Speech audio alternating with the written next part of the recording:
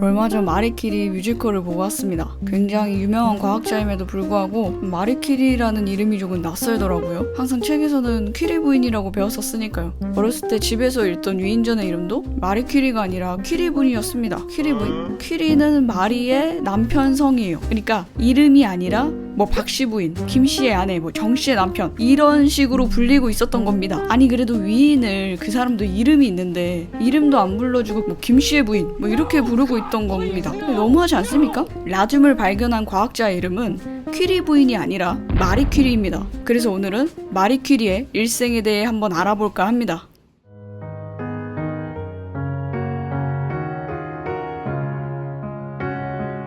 마리 퀴리의 결혼 전 원래 성은 마리 스클로드브스카였으며 1867년 11월 7일 폴란드 바르샤바에서 태어났습니다. 이때 폴란드는 러시아의 식민지였어서 러시아 당국이 폴란드의 학생들에게 민족 말살 정책을 펼치고 있던 때였습니다. 마리는 여학교를 다니면서 폴란드어와 역사어를 몰래 공부했다고 합니다. 이러한 교육 환경 탓에 마리는 굴욕감과 고통을 받으며 공부해야 했습니다. 설상가상으로 그녀의 어머니는 마리가 11살이 채 되기도 전에 결핵으로 세상을 뜨고 큰언니도 병으로 잃고 맙니다. 이러한 상황에서도 모든 과목에서 최고의 성적을 받았던 마리. 하지만 폴란드에서 여자는 대학에 입학할 수 없었기 때문에 마리의 오빠만 의학부에 진학하게 되고 마리는 대학 진학은 포기하게 됩니다. 하지만 학문을 향한 열정을 포기할 수 없었던 마리는 그나마 성차별이 덜한 프랑스로의 유학을 결심하고 폴란드에서 개인교사로 지내며 학비를 모으기 시작합니다. 그렇게 개인교사로 6년을 지내며 악착같이 돈을 모은 마리는 드디어 1891년 프랑스의 국립대학 소르본 대학으로 가는 기차에 몸을 싣습니다. 그렇게 프랑스에 도착해 그토록 원하던 학문적 자유를 얻은 마리. 공부하는데 음식을 사는 시간도 아까워 굶다가 위식이 몽롱해지는 일도 많았다고 합니다. 1893년 물리학으로, 1894년에는 수학으로 석사학위를 마칩니다. 그리고 바로 박사과정으로 들어가게 되는데 1895년에 과학자 피에르 퀴리를 만나 결혼을 하고 국적이 폴란드에서 프랑스로 바뀝니다. 성도 마리 퀴리로 바뀌고요. 이때부터 퀴리 부인이라고 불립니다. 1897년 첫째 딸 이렌느 퀴리를 출산합니다. 그런데 이렌느를 낳자마자 직업인 과학자로서의 자신과 부모인 어머니로서의 육아 사이에서 고민을 하게 됩니다. 그래도 운이 좋게 그의 마리의 시어머니가 유방암으로 돌아가셔서 혼자 남으신 시아버지가 아이를 봐주시며 함께 살게 됩니다. 이로써 다행히도 마리는 이상 없이 박사과정을 진행하게 됩니다. 그녀가 박사과정을 밟고 있을 때 전 세계에서 과학 분야로 박사학위를 받은 여성은 아무도 없었습니다. 마리가 결혼한 해인 1895년 독일 과학자 비렐른 렌트겐은 새로운 광선인 X선, 즉 엑스레이를 발견합니다. 그리고 얼마 지나지 않아서 프랑스의 물리학자인 헬르 베크렐이 우연히 우라늄 광석 샘플이 빛에 노출되지도 않았는데 사진 관광판을 뿌옇게 흐리는 선을 방출한다는 사실을 알게 됩니다. 하지만 당시 과학계는 이미 엑스레이 너무 심취해 있어서 아무도 신경 쓰지 않았었어요. 그런데 마리는 우라늄 선을 자신의 박사학위 논문의 주제로 잡습니다. 그런데 이제 이러한 실험을 진행하려면 실험실이 있어야 하잖아요. 하지만 번듯한 실험실을 내주지 않았었습니다. 지금까지 복도나 계단과 같은 열악한 환경에서 실험을 하고 있었어요. 그래도 이번에는 다행히 축축하고 비좁은 창고 하나를 사용 허가 받아 실험을 시작하게 됩니다. 마리는 이산화 우라늄에 숨겨진 방사성 물질을 찾기 위해 분별 결정법을 사용합니다. 분별 결정법은 물질이 들어있는 진한 용액을 끓인 다음 냉각하면 용액이 굳으면서 순수 결정이 형성됩니다. 이렇게 하면 같은 용액에 녹아있는 서로 다른 물질들을 원자량에 따라 분리할 수가 있어요. 마리는 분별 결정법을 통해 방사선이 없는 물질을 하나씩 없애갔습니다. 비가 오면 비가 새고 여름에는 숨막힐 듯한 침통더위와 유독성 가스를 제거하는 후드 하나 없는 마구간 같은 창고에서 마리는 연구를 이어나갔습니다. 이렇게 해서 가장 높은 방사능이 두 가지 화합물에 집중되어 있음을 발견했는데 한 화합물은 비스무스를, 다른 화합물은 바륨을 포함하고 있었습니다. 퀴리 부부는 각각의 화합물이 지금까지 알려지지 않은 원소를 포함하고 있다는 결론을 내리고 첫 번째 원소는 마리의 조국 폴란드의 이름을 따서 폴로늄이라고 했고 두 번째 원소는 라듐이라는 이름을 붙였습니다. 이렇게 식민지였던 조국의 이름을 떡하니 붙였으니 같은 처지였던 조선에서도 일면에 실렸다고 해요. 그리고 1898년 이 원소들의 반응을 묘사하기 위해 마리는 광선을 의미하는 라틴어 라디우스에서 라디오 액티브, 즉 방사능이라는 말을 만들어냅니다. 오늘날 우리는 소량의 방사선에 노출되기만 해도 신체의 면역체계에 손상이 가고 방사선 질병이 있다는 걸 알잖아요. 그런데 당시에는 이러한 생각을 전혀 못했습니다. 마리는 실험을 진행하며 무려 9kg이나 빠졌으며 항상 안색이 참백하고 만성 피로감에 시달렸으며 손으로 직접 라듐을 다루어 손 지문이 화상으로 모두 없어졌다고 합니다. 퀴리 부부는 가난했지만 자신들이 발견한 과학 성과물을 이용해 개인적인 이익을 추구하지 않고 세상의 모든 정보를 계속해서 무료로 제공했습니다. 어둠 속에서도 화려하게 빛을 내는 라듐의 특성 탓에 라듐 산업이 활발해져 라듐 치약, 라듐 초콜릿, 라듐 시계, 라듐 파우더 등 셀 수 없이 수많은 상품들이 세상에 쏟아지고 부흥했지만 마리가 경제적으로 이득을 본 것은 아무것도 없었습니다. 이러는 와중에도 마리는 파리의 젊은 여성들을 위한 교사 양성소에서 최초로 물리학 과목의 실험 과정을 넣고 최초의 여성 강사로 활동을 했습니다. 1903년 드디어 헨리 베르켈 교수에 의해 발견된 방사선 형상에 대한 공동 연구로 베크렐 교수와 마리와 피에르가 공동 노벨 물리학상을 수상합니다. 그런데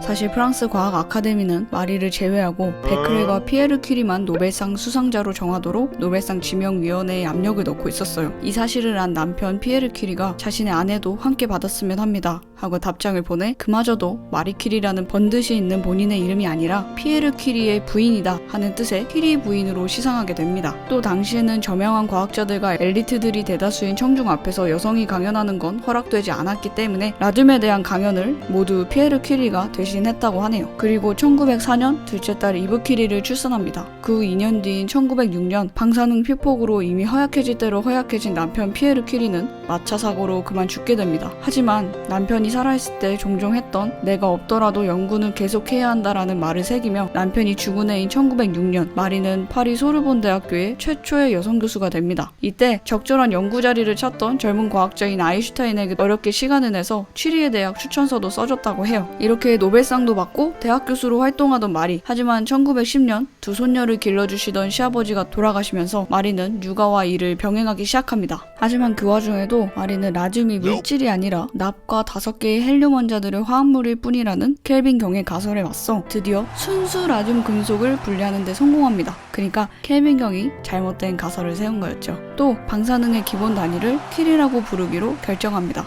그런데 얼마 뒤 큐리 부인과 랑주벤 교수의 사랑 이야기라는 제목의 기사가 실립니다. 이 기사로 인해 마리의 이미지는 굉장히 오랫도록 더럽혀지게 됩니다. 여기서 랑주벤이라는 사람은 피에르 큐리의 제자이자 마리의 친한 친구였는데 아내와 사이가 좋지 않아 파리의 한 아파트에서 혼자 살기 시작했고 마리와 사랑을 싹틔웠습니다. 이를 보고 세상 사람들은 마리를 라듐의 순결한 처녀라고 조롱하기 시작했고 진작에 죽은 피에르가 마리 때문에 자살을 했다, 폴란드 외국 여자가 착실하고 선량한 프랑스 남자를 유혹했다라고 기사가 나는 등 마리의 집에 찾아와 마리의 딸들을 괴롭히고 돌을 던지고 여자를 추방하라 라고 사람들이 외쳤다고 합니다. 이러한 언론의 마녀 사냥에 충격을 받은 아인슈타인이 마리에게 위로의 서신도 보냈다고 합니다. 근데 정작 아인슈타인 본인의 사생활은 1승의 근친상간 바람둥이로 어쨌든 이러한 스캔들과 사람들의 야유로 인해 건강까지 악화된 마리는 랑주벤과의 연을 끊고 그 이후로 어느 누구와도 학자 이상의 관계를 맺지 않았다고 합니다. 그리고 얼마 뒤 그때까지 여성이 회원이 된 적 없던 프랑스 과학 아카데미에 드디어 회원 후보로 마리가 오르게 됩니다. 하지만 이전의 스캔들과 너무 급진적인 자유주의 여성이며 외국 출신이고 또 유대인이라는 그녀의 업적과는 관련 없는 온갖 이유들을 핑계로 대며 마리를 떨어뜨립니다. 이후로 마리는 과학 아카데미에는 진절머리를 냈다고 해요. 이게 1910년 이야기인데 프랑스 과학 아카데미는 1979년이 되어서야 첫 여성의 현을 뻗습니다. 어쨌든 얼마 뒤인 1911년 12월 마리는 라듐의 분리를 인정받아 노벨 화학상을 수상함으로써 노벨상을 2번이나 받은 최초의 과학자가 됩니다. 근데 이때도 사생활이 저런 여자한테 노벨상을 주면 안 되지 않냐, 이런 대중의 야유가 있었는데 그때 마리는 이렇게 답합니다. 노벨상은 제 과학적 업적에 대한 것입니다. 제 사생활과는 아무런 관련이 없습니다. 그러던 1914년 제1차 세계대전이 발생합니다. 어떻게 하면 자신의 학문적 지식을 나라를 위해 쓸까 고민하던 마리는 순회 방사선 치료 계획을 국방부에 제안하고 임무 명령을 얻어냅니다. 적십자와 형량하여 발전기와 소형 방사선 기계, 사진기 등을 차에 싣고 딸인 이렌느와 함께 전쟁터로 향합니다. 이때 이렌느가 이제 함께하겠다고 고집을 피웠다고 해요. 마리는 이때 운전과 자동차 정비를 배워 스스로 다 정비를 했다고 해요. 당시 군인들은 이 방사선 수송차를 리틀 퀴리라고 불렀다고 합니다. 이 리틀 퀴리는 총알과 포탄 파편이 몸 어디에 박혀있는지를 찾아내 외과 수술을 빠르게 할 수 있도록 도왔다고 합니다. 이 리틀 퀴리로 무려 100만 명이 넘는 부상자들을 검진하고 150명의 여성 방사선 기사들을 양성했다고 합니다. 전쟁이 끝난 뒤 마리는 바로 자신의 라듐 연구소로 돌아와 1920년 퀴리 재단을 창설합니다. 새 연구의 주된 목표를 방사선 치료 발전으로 잡고요. 하지만 항상 연구실에 자금이 모자라 어떻게 하면 효과적인 홍보를 할 수 있을지 고민합니다.